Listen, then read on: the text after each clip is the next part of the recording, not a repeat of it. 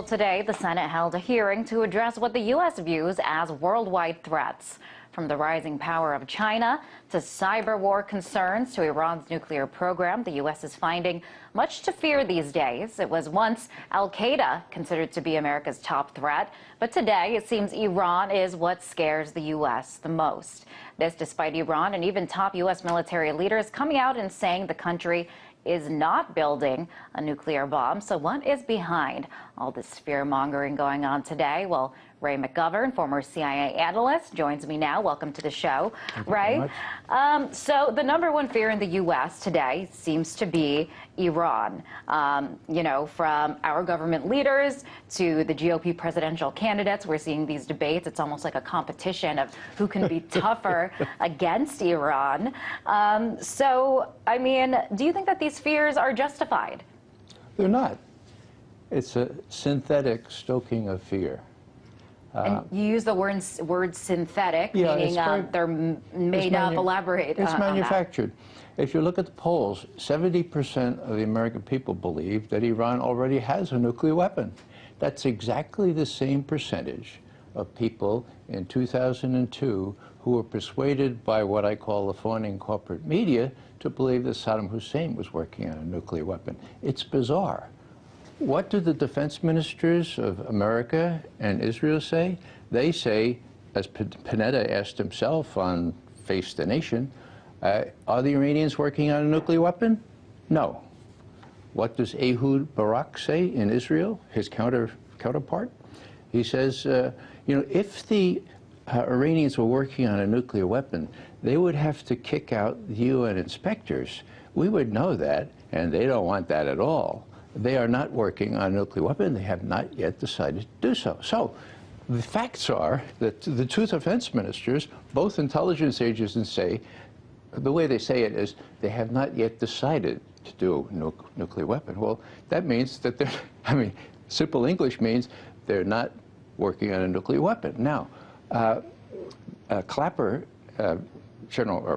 former General Clapper, who's the head of national intelligence, and Petraeus, they almost wore out the subjunctive mood. You know, it was always, if the Iranians decide to go for a nuclear weapon, if they choose to do so. You know, it's like going to war in the subjunctive mood, and that's precisely what I was criticized for saying we did 10 years, it's exactly 10 years ago before Iraq, going to war on an if, on a contrived synthetic if.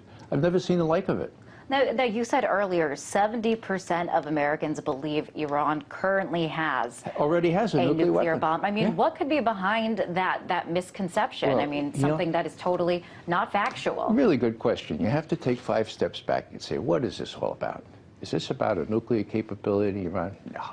You know what it's about? It's about regime change. We haven't changed the regime in Tehran in 59 years. Don't you think it's about time that we changed the regime in Tehran? The Israelis lost big time when we went into Iraq because the big beneficiary of our escapade in Iraq was Iran.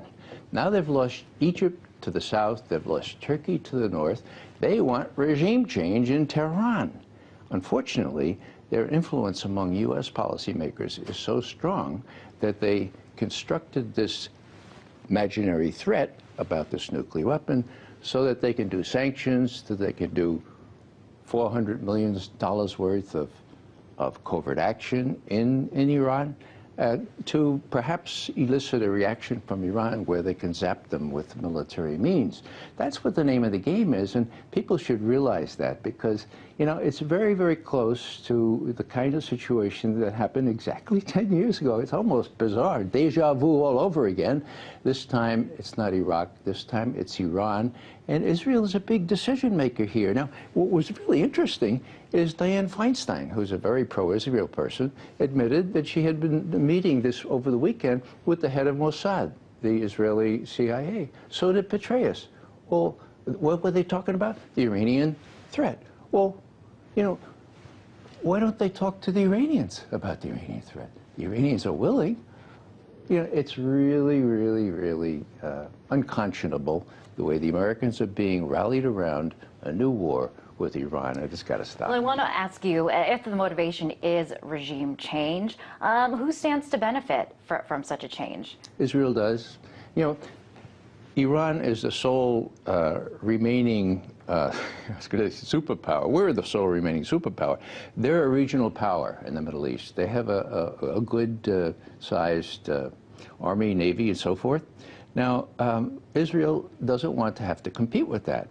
And so they resort to all kinds of hyperbole. Here's Haaretz, the relatively progressive Israel newspaper, saying that President Shimon Peres said today that Iran is not only seeking regional, but, quote, even global hegemony.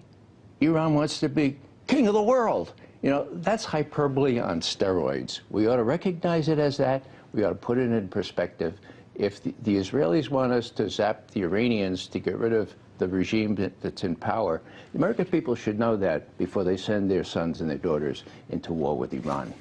Absolutely. Americans should be as informed as possible before making such a big decision as going to war.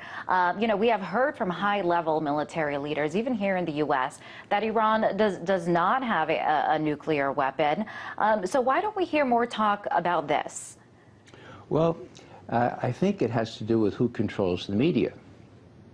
The media is controlled by what President Eisenhower called the complex, the military-industrial complex, and they make big money out of wars. It's also dominated by pro-Israeli people. I mean, look at who does all these shows. Look at the New York Times. They wouldn't even, the New York Times or the Washington Post wouldn't even report some of the things that Panetta and Ehud Barak said. So there are great forces in this country that, and particularly in a political year, which make me fear that Netanyahu, who really has the initiative here. Don't think for a second that Obama has the initiative. Netanyahu has the initiative. He thinks that our president will just kind of sit back and say, oh, darn, if they attack Iran and we get involved in that. If he thinks that, he's going to do it. And what I would appeal for is an overt, outspoken statement by the President of the United States saying, look, Ehud Barak and Bibi Netanyahu, if you do this, don't count on us to pick up the pieces, because there are going to be a lot of pieces. Even a previous Mossad director in Israel has warned that this could be the end of the state of Israel, and I think that could be. Right. Thank you so much for coming on the show and weighing in on this interesting perspective. That was former CIA analyst